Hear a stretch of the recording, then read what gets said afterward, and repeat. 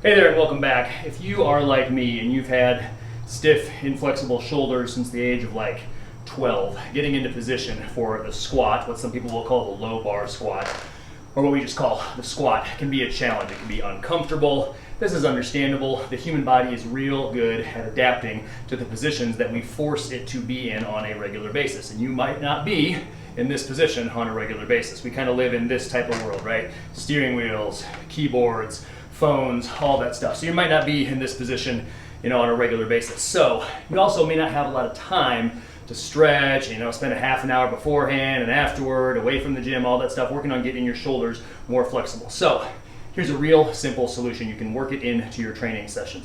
We typically call it the bar stretch, very creative name. Here at Testify, more commonly known actually, and better known actually, as the Paul the Legend Horn stretch. We'll link to his original video below. But it's real simple, and I want you to, if you want to do this, I would recommend squeezing it into your warm-up. So what you do is, you get under the bar maybe for 30 seconds to a minute before you do your first empty bar set, maybe again before your second empty bar set, and then maybe again before your first weighted warm-up. And what you're gonna do is you're gonna place your hands in kind of an ideal position. In other words, a position that you can't get in right now and actually slip into the correct position with that bar sitting on your delt. So in other words, a position that is a little bit narrower than you can actually achieve. But you still need to be able to at least get underneath the bar and kind of get it into that high bar position at least.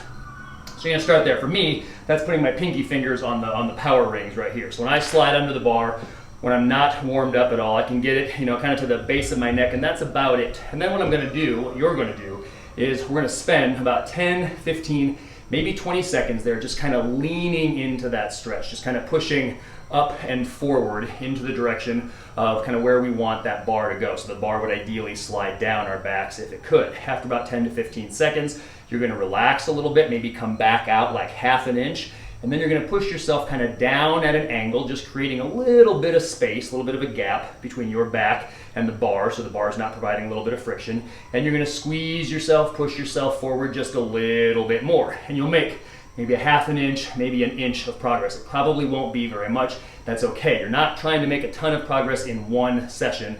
You're trying to make a lot of progress over the course of many sessions, over the course of a training career without adding a whole lot of time to your training, all right?